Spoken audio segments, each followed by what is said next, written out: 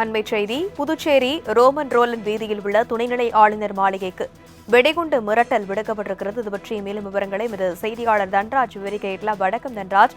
இந்த வெடிகுண்டு மிரட்டல் தொடர்பாக காவல்துறை சார்பில் இருந்து என்ன தகவல் வெளியாக இருக்கிறது? தற்போது அங்கு பாதுகாப்பு நிலையெல்லாம் எவ்வளவு பலப்படுத்தப்பட்டிருக்கிறது? நிச்சயமாக தனலட்சுமி, அதாவது புதுச்சேரி நகர பகுதியில் உள்ளது ரோமன் ரோலன் வீதி.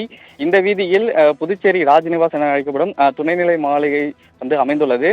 இந்த துணைநிலை ஆளுநர் மாளிகையில் துணைநிலை ஆளுநர் கைலாஷ்நாதன் மற்றும் அரசு அதிகாரிகள், பணியாளர்கள் என ஒரு நாளைக்கு மொத்தம் 150 பேர் இந்த ஆளுநர் மாளிகையில் இருக்கின்றனர். அதாவது பாதுகாப்பு அதிகாரிகள் உட்பட எல்லாரும் சேர்ந்து கிட்டத்தட்ட 100க்கும் மேற்பட்டவர் இங்கு பணியாற்றுகிறாங்க. இந்த நிலையில் இன்று மதியம் 1 மணிக்கு புதுச்சேரி துணைநிலை ஆளுநர் மாளிகைக்கு அந்த முற்றிலும் அந்த அவங்களுடைய மெயில் ஐடிக்கு ஒரு மெயில் வந்துள்ளது. அதில் ஒரு சக்தி வாய்ந்த வெடிகுண்டு ஆளுநர் மாளிகையில் வைத்திருப்பதாகவும் அது எந்நேரமாலாம் வெடிக்கலாம் என்ற ஒரு இமெயில் வந்துள்ளது.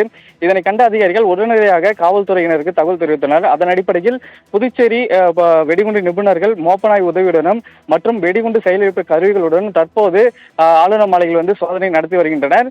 நகர பகுதியில் உள்ள இந்த ஆளுநர் மாளிகையில் பொதுமக்களும் மற்றும் சுற்றுலா பயணிகள் அடிக்கடி வரப்போகிற பகுதி என்பதால் இந்த ஆளுநர் மாளிகை அமைந்துள்ள பகுதியில் 2 புறமும் தடுப்புகள், காவல்துறை தடுப்புகள் அமைத்து பொதுமக்களோ வேற யாரும் உள்ளே செல்லாதவாறு தற்போது தடுத்துள்ளனர்.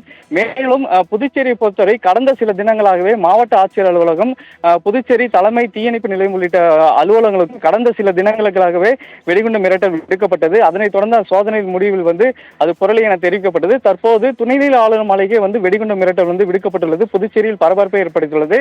மேலும் புதுச்சேரியில் உள்ள துணைநிலை ஆளுநர் மாளிகை சுற்றிலே தலைமைச் செயலகம் மற்றும் சட்டசபையும் இருப்பதால் இந்த பகுதி முழுவதுமே தற்போது பரபரப்பாக காணப்படுகிறது. விரிவான விவரங்களுக்கு நன்றி தன்ராஜ்.